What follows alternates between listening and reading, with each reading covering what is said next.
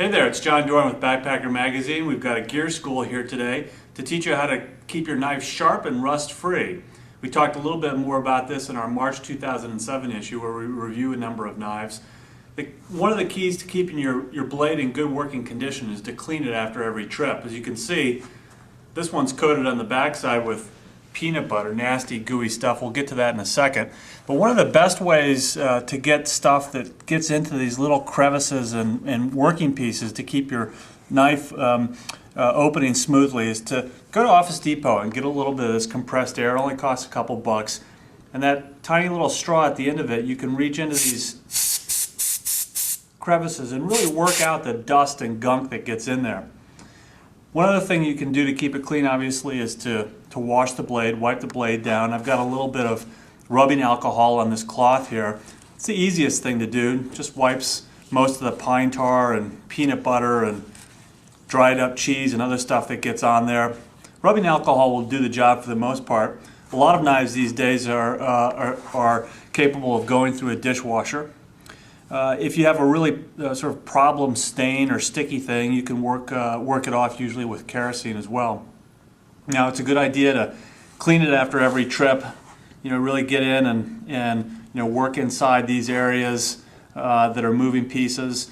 I like to use a toothbrush on mine. Use an old toothbrush and just sort of scrape the stuff out of there that may be sticking on, and the compressed air won't get out.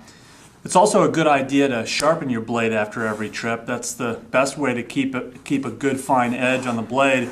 If you wait, every 10th trip or so, it's much harder to keep a dull knife sharp than to sharpen an almost sharp knife, if that makes sense.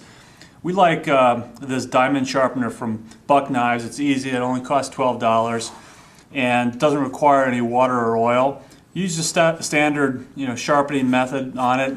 Essentially just drawing your blade across it at roughly a 30-degree angle.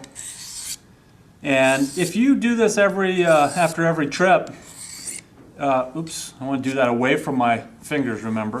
If you do this after every trip, you usually should only take 8 or 10 swipes across the sharpening tool here. Now, a lot of people like to use their knives for target practice or try to stick it into a trunk. That's probably about the best way to break or damage your knife. Even with the really high strength steel that's being used in blades like on this SOG here, it's very easy to break the tip off if you throw it at something or if you try to get it in and wedge it and use it as a pry bar. That's a good way to pop that tip off right away. And finally, after you finish sharpening and cleaning your blade, put a little bit of light oil on it just to keep some of the rust away. And it goes without saying, obviously, that if your knife falls into a creek or gets really wet after dinner, to dry it off thoroughly before storing it. That's all we have today on knives. Come back for some more on some more gear schools.